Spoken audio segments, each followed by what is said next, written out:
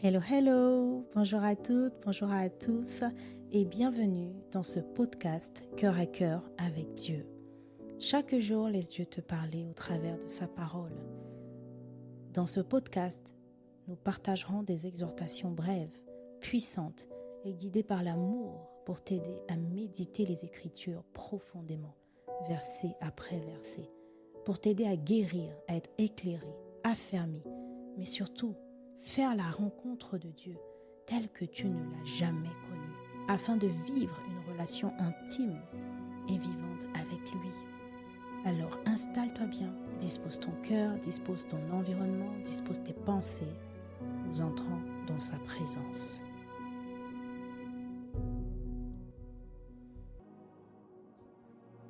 Hello, hello, bien-aimés. J'ai foi que ce nouveau message vous trouve en pleine forme et en bonne santé. Bénissons le Seigneur pour sa fidélité. Et nous ne voulons jamais prendre pour acquis le fait de venir écouter, entendre, lire sa parole, le fait de plonger le regard dans les Écritures, le fait d'être simplement attiré par l'Évangile. C'est une grâce. Alors Seigneur, merci. Merci pour les temps passés dans ta présence, pour ce temps encore dans ta présence, dans ta parole. Nous voulons t'inviter et demander à ce que tu prennes le contrôle, oui, s'il te plaît. Prends le contrôle de nos pensées, de nos paroles. Remplis-nous, que nous puissions retenir, comprendre, pratiquer, transmettre tout ce que nous allons lire au travers, lire et entendre au travers de ce message. Interpelle-nous, corrige-nous, forme-nous, change-nous, guéris-nous, restaure-nous, relève-nous, fortifie-nous, transforme-nous, imprime ton cœur en nous et que Christ soit visible à cause de ce que nous allons entendre aujourd'hui d'une manière ou d'une autre. Merci Seigneur pour ce moment. Au nom de Jésus-Christ. Amen. Le message de ce jour s'intitule « Le Seigneur écoute ». Le Seigneur écoute. Nous allons lire la parole dans Exode 32 du verset 11 au verset 14 en version Nouvelle Français courant. Mais Moïse supplia le Seigneur son Dieu de s'apaiser en disant « Seigneur, pourquoi déchaîner ta colère contre ton peuple après avoir déployé ta force, ta puissance irrésistible pour le faire sortir d'Égypte? Si tu agis ainsi, les Égyptiens diront « C'est par méchanceté que le Seigneur a fait sortir les Israélites de notre pays. C'était pour les massacrer dans la région des montagnes et les faire disparaître de la terre. Apaise ta colère, renonce à faire du mal à ton peuple. Souviens-toi d'Abraham, d'Isaac et de Jacob, tes serviteurs, à qui tu as fait ce serment solennel. Je rendrai vos descendants aussi nombreux que les étoiles. Je leur donnerai le pays que j'ai promis et ils le posséderont pour toujours. » Verset 14. Alors le Seigneur renonça à faire à son peuple le mal dont il l'avait menacé. Amen. Rappelons-nous le contexte, bien-aimé. Moïse, 40 jours, 40 nuits auprès du Seigneur, sans manger ni boire. Et entre-temps, le peuple en bas s'impatiente, les Israélites, et ils demandent à Aaron de leur fabriquer un veau d'or qui, lui, sans hésiter, le fait. Ensuite, ils font une fête, ils font monter, ils font des sacrifices complets de paix, et puis ils font une fête. Et ils annoncent que c'est le veau d'or qui est leur Dieu, le Dieu d'Israël, et qui les a sortis d'Égypte.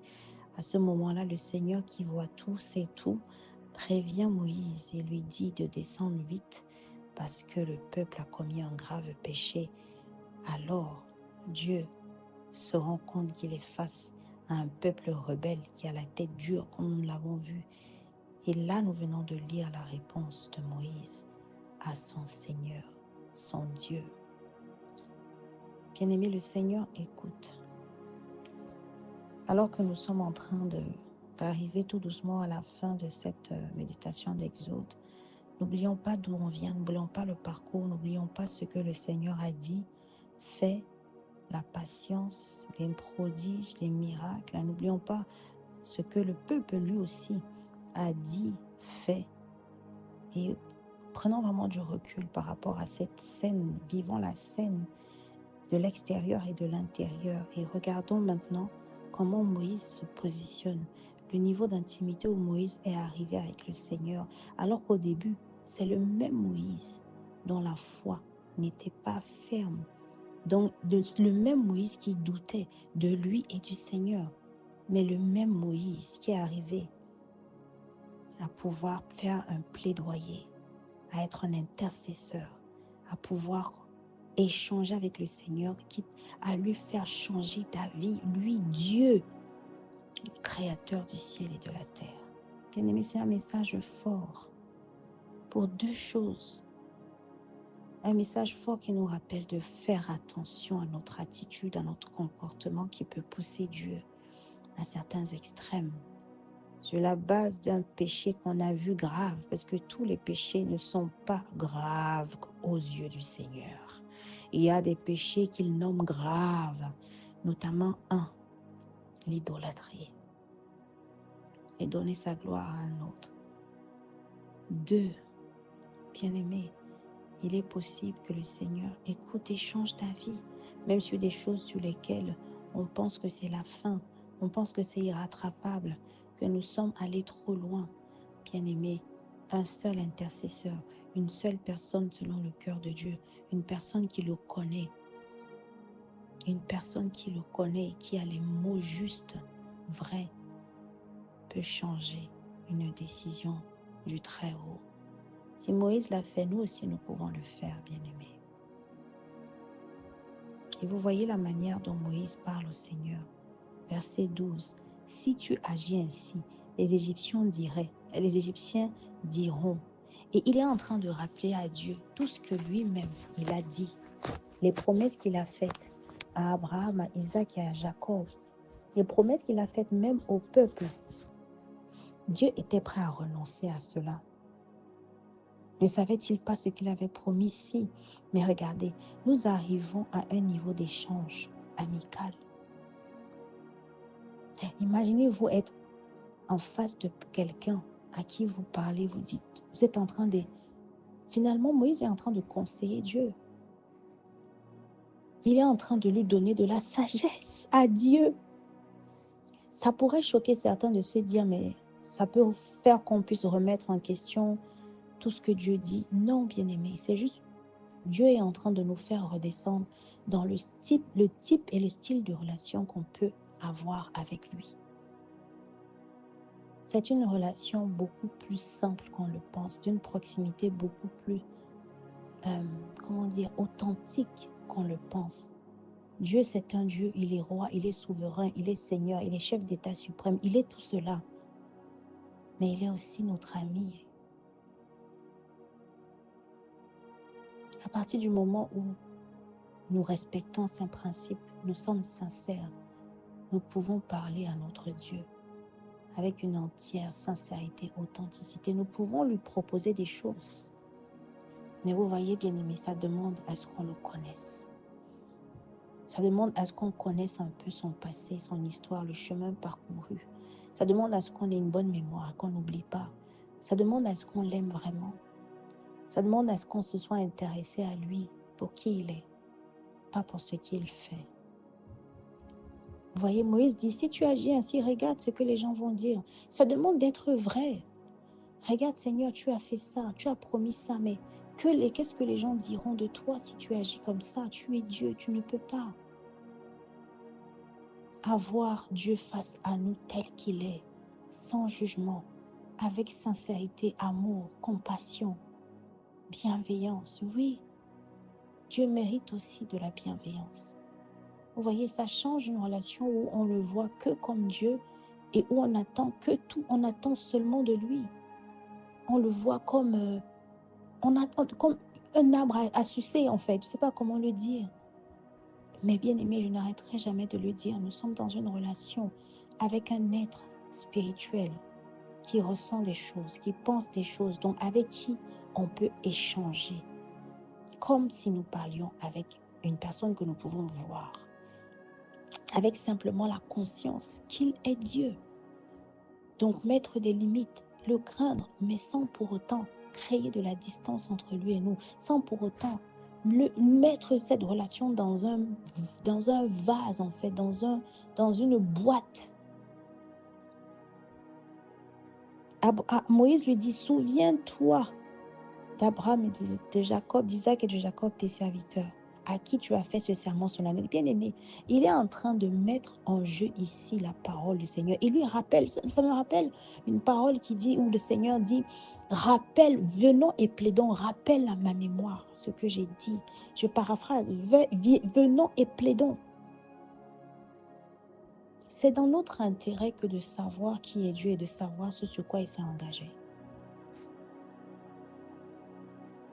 Parce que lors d'un échange sincère avec lui, nous pouvons lui rappeler des choses. Ce n'est pas de dire que Dieu oublie, non. C'est de dire que nous arrivons à une dimension dans une relation avec le Seigneur où nous ne venons pas que demander, mais où nous nous tenons vraiment tels des fils de Dieu. Nous parlons de Dieu à Dieu. Dieu, bien sûr, nous avec petit d, et lui grand D. Mais où nous avons une posture où nous pouvons déposer aussi des choses auprès du Seigneur en sachant que nous vivons alignés à ses principes. Vous voyez au verset 14, après que Moïse ait fait le plaidoyer, il est écrit, alors le Seigneur renonça à faire à son peuple le mal dont il avait menacé. Bien-aimés, nous devons arrêter de croire à ce qu'on a pu nous dire, nous enseigner sur le Dieu qui est bisounours, qui est tout bonbon, j'aime bien le dire, tout choco bonbon, qui ne peut pas se mettre en colère, qui ne peut pas faire des choses qui peuvent nous choquer. Dieu est Dieu, il est lent à la colère, il est patient, il est miséricordieux, il est bon, il est rempli de bonté. Mais Dieu sait aussi se mettre en colère, bien-aimé. On ne se moque pas de Dieu. Et alors que je dis cela, je me parle à moi-même. Je ne sais pas dans quel domaine tu as oublié que Dieu était Dieu et il faut prendre conscience qu'il ne faut pas pousser le bouchon loin par rapport aux actes qu'on pose, par rapport aux péchés dans lesquels on persiste, par rapport au fait qu'on ne lutte pas contre certaines choses, alors que ça fait 10 ans, 1000 ans, j'extrapole exprès, qu'on nous parle, que le Seigneur envoie des personnes, que le Seigneur nous parle sur un sujet, mais nous sommes là, laxistes, nous ne prenons pas la hauteur, la mesure, la gravité de ce que nous faisons. Dieu, il est là, il encaisse, bien aimé. Mais sachez qu'il y a une date, il y a un moment. Sachez que Dieu est une personne. Il peut aussi en avoir marre à un moment. Ce n'est pas sa nature, il est lent à la colère, encore une fois. Mais prenons juste conscience que Dieu a aussi des émotions.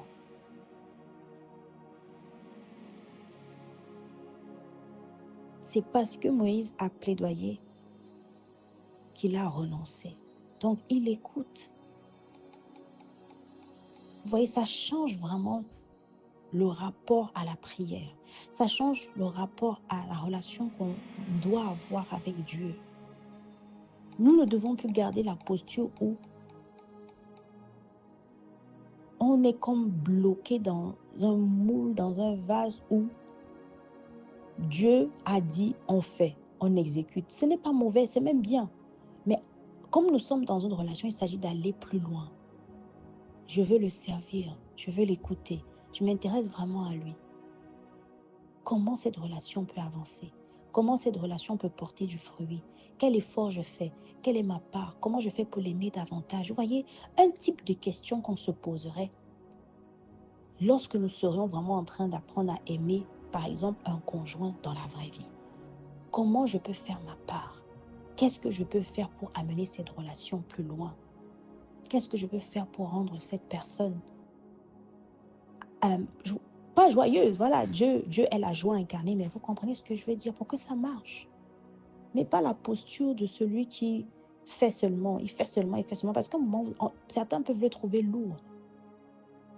comme une posture juste d'exécutant. Et pourtant, c'est une posture relationnelle. Dieu veut nous aimer. Il veut déverser son amour en nous. Il l'a déjà fait. Mais nous aussi, nous le voulons au fond. Nous devons le vouloir en tout cas. Et lorsque nous arrivons à cette stature, eh bien, ça fait qu'il y a des choses qu'on peut dire à Dieu. Il y a des choses, il y a une manière de parler. En fait, la prière ne sera plus mécanique. Ce ne sera plus une case à cocher. Ce sera un moment d'intimité, de conversation. Comme on pourrait se dire, je vais rendre visite à un ami, ça fait longtemps que je ne lui ai pas parlé, et où on apprécie vraiment ce moment. Vraiment, je prie que le Saint-Esprit nous emmène, moi y compris, à cette dimension où Dieu n'est pas seulement Dieu à nos yeux, mais une personne chère à notre cœur.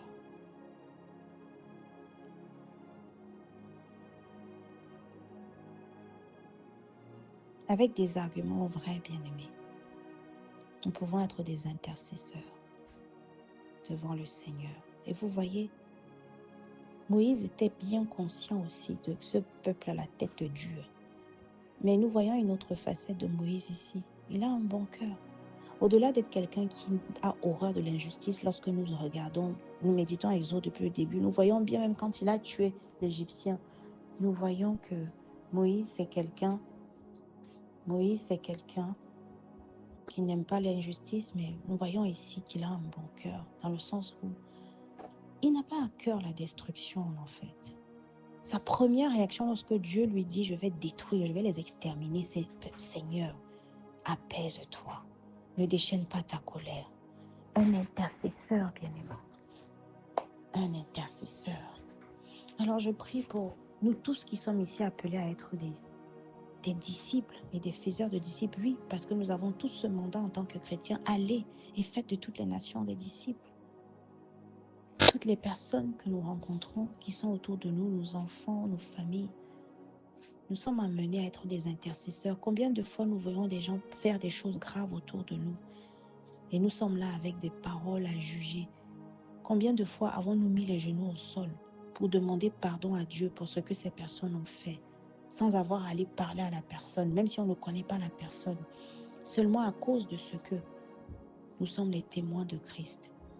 C'est aussi un message à suivre, cet exemple de Moïse. Ils savaient bien que c'était grave ce qu'ils ont fait. Nous allons voir par la suite même qu'il est vraiment en colère lui aussi. Mais il a quand même à cœur que la pire des sentences ne leur soit pas exécutée. Il intercède. Alors je prie que ce soit notre partage en tant que leader en Christ, de personnes que nous rencontrons qui font des choses abominables, qui sont dans, consciemment ou inconsciemment, l'idolâtrie, qui font des choses qui attristent le Seigneur, qui sont dans la débauche, les excès en tout genre et toutes les choses semblables, les disputes, les querelles, l'amertume. Bien-aimés, ma prière aujourd'hui, c'est que nous puissions mettre les genoux au sol et demander pardon à Dieu pour ce que nous voyons ces personnes autour de nous faire. Car c'est au final ce que Dieu nous demande, d'intercéder les uns pour les autres, de prier pour les autres. Oui, Moïse est un modèle ici. Alors changeons de regard sur ce que nous voyons les autres faire, leurs erreurs, leurs péchés. Bien-aimés, cultivons vraiment que le Saint-Esprit nous aide à cultiver l'art de l'intercession. Que les jugements nous quittent, que la médisance nous quitte, mais que nous puissions véritablement avoir compassion, mais surtout avoir le réflexe de demander pardon à Dieu pour ces personnes, qu'on les connaisse ou pas, que la colère de Dieu ne s'abatte pas sur eux. Oui, être prompte à demander miséricorde pour une personne que nous savons très bien qu'elle est en train d'attrister le Saint-Esprit. Saint-Esprit, merci pour les révélations. Merci de nous révéler Dieu encore aujourd'hui d'une manière que nous ne connaissions pas. Merci de nous ouvrir les yeux sur le type de conversation, le type de relation auquel nous devons aspirer, pouvoir parler avec Dieu comme un ami, avec la conscience de sa royauté. Aide-nous, s'il te plaît. Nous te demandons pardon aussi pour toutes les fois où nous avons pu être idolâtres, pour toutes les fois où nous avons positionné quelque chose au-dessus de toi. Ça peut être une pensée, une habitude, un objet, quelque chose à manger, une relation même. Ce n'est pas forcément toujours des faux dieux avec petit d connus ou des personnes que nous consultons. Non, ça peut être des choses vraiment dans le quotidien qui deviennent de l'idolâtrie. À partir du moment où ça prend la place de Dieu, qu'on ne peut s'en passer, c'est de l'idolâtrie, bien-aimé. C'est une manière de se prosterner.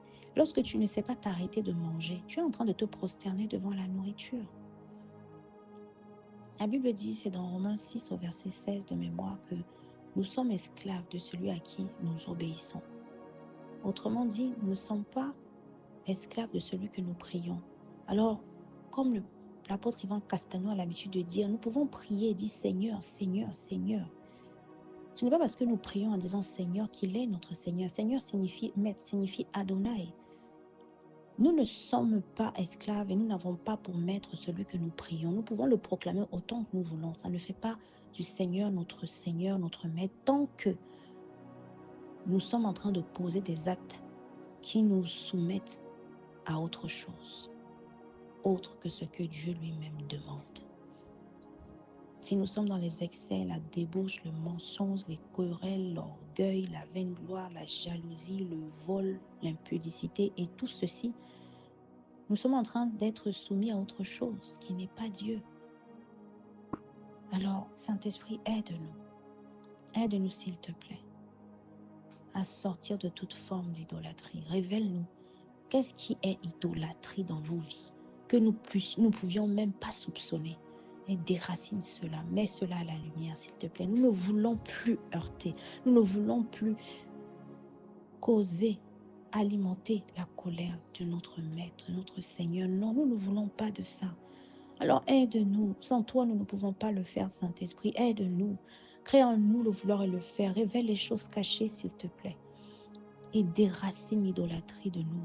Que ce soit familial, une des choses conscientes ou inconscientes, déracine. S'il te plaît, Saint-Esprit, ce que le Père Céleste n'a pas planté.